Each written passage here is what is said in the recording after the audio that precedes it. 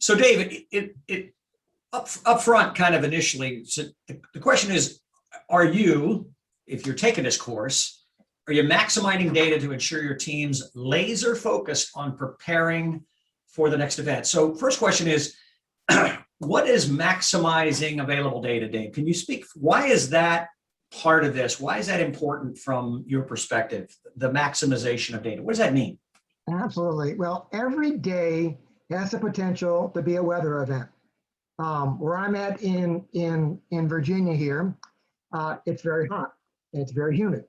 So today is going to be the third, fourth, or fifth day. Actually, it's the seventh day. It's been in the 90s. That starts to put a strain on electrical facilities. But having available data that tells you how has your system reacted in the past, what's the forecast going to be? Actually, you got to start with the forecast, right? You got to understand that your system is reactive. You can do proactive stuff to harden and making your system more resilient, but ultimately it's going to be reactive. Lightning hits a pole, ultimately it's going to have some impact on it's either going to make your lights blink, it might put them out, it might burn a wire down, multiple strikes do multiple things. So understanding what the type of impact you're going to have helps you set together a response plan that's tailor-met for what you're most likely to anticipate. If you don't have that data, if you don't leverage that data, then you have one of two options. You can hope for the best, and I had once a wise leader that told me, Vanderbloemen, hope is not a plan. Yes, sir, you're right. No longer will I hope. Hope I make it through this career. So hope is not a plan. So you've got to understand, and today we're very fortunate. Back in the 70s and 80s, we didn't have the interweb, right? We didn't have smartphones. We didn't have the world at our fingertips. We basically went by what the weather forecaster on the TV said the weather was going to be, or you were like, if you're in a big utility that has meteorologists, you might get a really good forecast from them. But still, that's just you. You got to get your entire team centered on what it is you're expecting, because if you don't, you'll end up what I call herding cats or chasing your tail, because you'll have information saying this is what's going to happen to me in this event. But the person next to you who's doing some other part of your storm plan, they might be getting information from some other source. So they may be thinking something else is going to happen. So they're preparing for something completely different. And now you've got two highly functional, highly motivated, highly competitive people doing probably completely different things that could be either contradictory. They could be they're not matching. They're not doing anything synchronized. And bottom line is it's inefficient. I kind of equate it to a crew team. And we're rowing a boat. You got 6 people on a boat, and you got a coxswain in the back that's telling you row, row, row. And if those oars hit the water instantaneously at the same time, at the same angle, and go together, that boat flies. It goes 100 miles an hour, straight as an arrow, and you're cruising. Without that person telling you row, row, row, giving you that bend, and Tom's got his oar in over here, Dave's got his oar in over there, John doesn't know it's time to put the oar in the water, and what are we doing? We're going left, we're going right, we're going in circles, and we're not going anywhere, right? We're all highly motivated, we're all highly competitive, we're going in the wrong direction. So you got to have that data that puts that into that coxswain's hands that tell you, this is what you're going to do, row, row, row. And that's what having the available data does for you. It gets everybody focused so that now you can send everybody off in their own direction. They're all doing the same thing. So for every company or every industry, that data may vary, but there's some common ones, right? Certainly weather is a big part of that. What were some of the other, and we'll get into this later in the training, kind of a list of things like that, but what were some of the big ones that every company ought to be thinking about? You mentioned your system, your grid, or if you're talking about storm data, if you're talking about a electric utility, the data that you're looking for to prepare is weather data and what your system is the condition of your system. Have you got anything abnormal? doing a rebuild over here, or a new substation over here. So your lines are all in a not nominal configuration. So understanding the data and then the resources. How many people are on your property? How many are on vacation? How many are sick? How many worked all night the night before? All that data today is at your fingertips. So having all that data available allows you, once you figure out, here's the event I'm going to have, here are the weather characteristics for this type of event. And they're different for types of event. You know, when you're looking at a summer thunderstorm, you're looking at lightning, you're looking at wind, you're looking at rain, you're looking at duration, you're looking at track. If you're talking about a snowstorm, you're thinking about the temperature, you're thinking about the ratio of water to snow. So a very, a 15-to-1 ratio to really light powdery snow, you could have a foot of that and not have any operational problems other than maybe somebody slipping off the road and hitting a pole. But if you get 3 inches of heavy snow, wet heavy snow, you could be working for 3 days putting, tree limbs, breaking cross arms and bringing wire down. You could be spending days putting stuff back up. So with that, having that data available lets you know not only what's going to impact your system, but if you can get it granular enough, you can say what, if you've got a pretty big geographical area. So for me at Dominion Virginia Power, we serve Virginia, North Carolina. We had the coast of Virginia, we had the Appalachian Mountains, we had North Carolina, we had the beaches.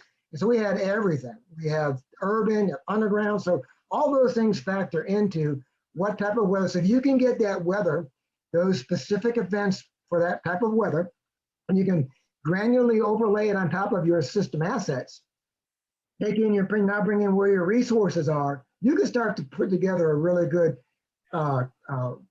resource response plan. And then you build a communication plan that's communicating both internally and externally and allows you to be successful. Right.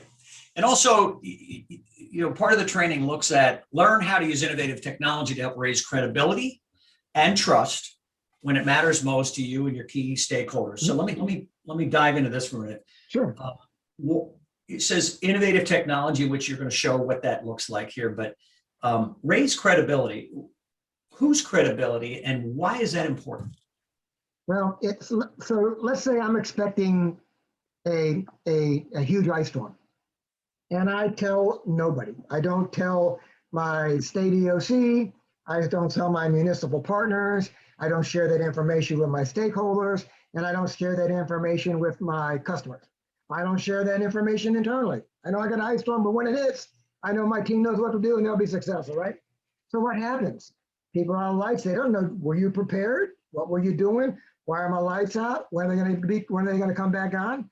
So without that, now you're sitting there, instead of spending your time, executing your response plan, you're spending your time trying to explain to people what the heck you've been doing up until the storm hit, right? So they don't trust you. You knew this and you didn't tell me. I could have been prepared. I could have put together an emergency kit. I could have taken my family to another location and been safe. All of those things are the credibility and trust that you want from a state corporation commission, from an emergency operating center, from your key stakeholders. So I tell the big manufacturing plant, hey, got a big storm coming. There's a chance that your lights might be going out. They may either want halt production, they may go on generation, but they can start preparing. If they've got a really sensitive product, they can't stand to have, if you're a plastic extruders, for example, big long assembly line, power glitches and something goes offline, that gunks them up for days, right? Everything, the plastic hardens inside the lines, they got to clean everything out. It's extremely expensive. You tell them up front, they can slow production down, they can turn things off, they can do what they need to do to save time and ultimately be more efficient. What do they do after that? They said, man, thanks for telling me that. You just saved me. I might have lost a half day of product, but you saved me 3 days of bringing everything back online. I can communicate to my customers. I can change my delivery dates if needed. I can up my production at another facility. It allows people to work and do what they need to do to be successful. So it builds your credibility. So you used technology. What you're going to talk about inside here is how you use technology to scale, right? So Sure. it's not 1,000 phone calls or emails, right? No. Okay. Okay. Very good. All right. And then the last question I have is key stakeholders, right? So I know you're going to talk about it from a utility perspective, but most businesses have a lot of stakeholders. They got internally, they got external. Can you talk about who were your key stakeholders externally, internally, and maybe some of the partnerships here, so people get an idea of the types of groups that you have to communicate with? So that's a loaded question because just about from an electric utility, almost everybody is a stakeholder. Right. From key stakeholders, just from the start, is your folks that are on your incident command team, right? Those are the folks that are running, the section chiefs of part of your incident command structure, your logistics, your safety, your construction, your material folks. All those folks are key stakeholders. The folks that lead the different parts of your organization, the folks that lead your designers and engineers that turn into your damage assessors, the folks that lead your construction folks, the folks that lead your people that are at your call center, they're all key stakeholders. Then you've got your key customers, right? The folks that moved into your service territory because they like the product that you provide, right? They like the fact that you're a low rate energy producer and that you communicate with them and you're very responsive. And then you've got from a public sector, you got your emergency operating centers, your emergency managers that are at the state and county levels. Their constituents are your customers, right? So they're talking to their constituents. You're talking to your customers. You're talking to your constituents, your customers, and you want that message to be the same. You don't want the state sitting there telling them this is going to be the mother of all storms, and your power may be out for a week, and from your electric utility saying, this is going to blow by, and you might have outage, but it won't be bad. You want to make sure those messages are aligned, that you're working together. Because bottom line, if it gets to be real bad, when the governor gets up on that podium and starts explaining what they're doing from a state to get you back to normal, usually on the left or on the right of him, there's a person from the utility that's leading the response effort for you. You don't want them pointing the finger at them. You want them putting their arm around their shoulders and let me introduce you to our partner over here at this utility. So that's your key stakeholder. Then the regulators, all those folks are your key stakeholders, because regulators are the ones that are authorizing your rate of return. They're the ones that are allowing you to do things that you need to do to improve your system. And if you can't get their trust and you can't get their buy-in, they're going to be less likely to allow you to invest in the technology that you need to be successful.